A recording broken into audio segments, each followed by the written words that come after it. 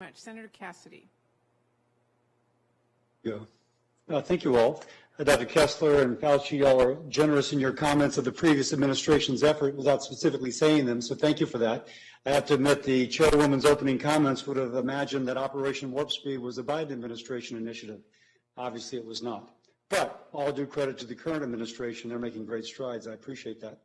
And Dr. Walensky, I just also want to point out as we speak of equity, Kaiser Family Foundation, the COVID-19 vaccine tracker, shows that the greatest hesitancy for vaccination right now is among those in the rural areas and Republicans. For some reason, when people speak about equity and need or special outreach, those folks never come up. I know that you're aware of that, but I just want to say that for the record.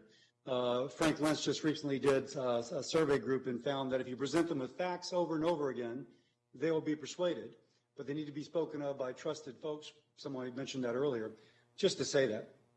And I'm not scolding, I'm just pointing that out because that is a need. Dr. Fauci, I always enjoy your comments. And Dr. Kessler, we've spoken before. It's kind of a mixed message here that we know that we need to test in children, but we also know that the incidence among children is going to be so low that it could be difficult to have an outcomes-based result. Again, if the incidence in the community is so low, nobody's getting infected anyway, how do you compare a vaccine versus a placebo group? Secondly, and that begs the question, we do need that kind of surrogate marker, those T cell and those B cell markers that would correlate with immunity. And I'm struck that there's a letter to the New England Journal of Medicine in which it says that antibody response in seropositive persons after a single dose of the mRNA vaccine, and showing that antibody titers after a single dose in those previously infected shoots up much more than those who are naive, so to speak, never before been infected. A second dose does not improve that. It just stays flat. Where are we in establishing a surrogate marker that could be used to see if children are immunized?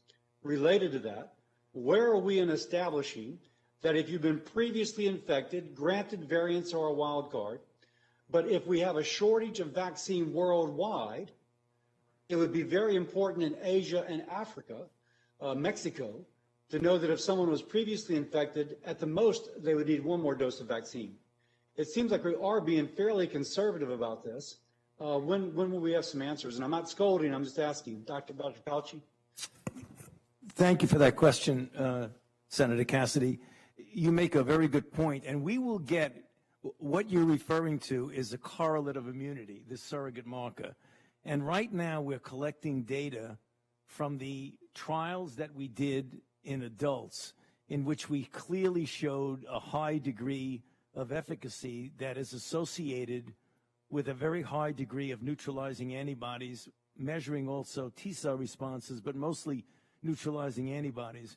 When we get a firm correlate of immunity, I think we're going to be able to answer the question you say about what sort of surrogate marker that we could tell that someone is actually protected. And I think in the next couple of months, at the latest, we're going to get that data. So let me ask, because you say a correlate, already you correlate as an association the increase in antibody titer and some sort of proliferation of the T cells. Presumably these are neutralizing antibodies, similar to those used in the monoclonal antibodies. So what additional information do we need? Because obviously the sooner we know this, the better. I've been infected, I've been vaccinated.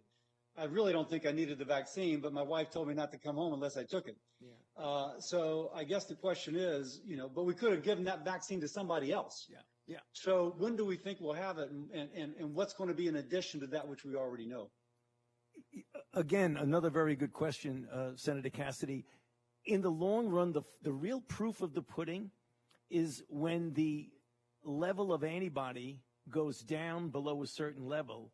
If you still have protection, that means it isn't a direct correlation with the height of the antibody level.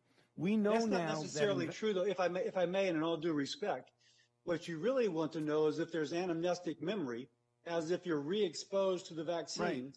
and within that window period, your vaccine rises back Right. to a protective level. Yeah, I think And that seems like that would be fairly easily done with the folks who are infected now, and maybe their antibody titer has fallen off. No, you're quite correct. And in fact, the example that you gave is a really excellent example of people who have been infected.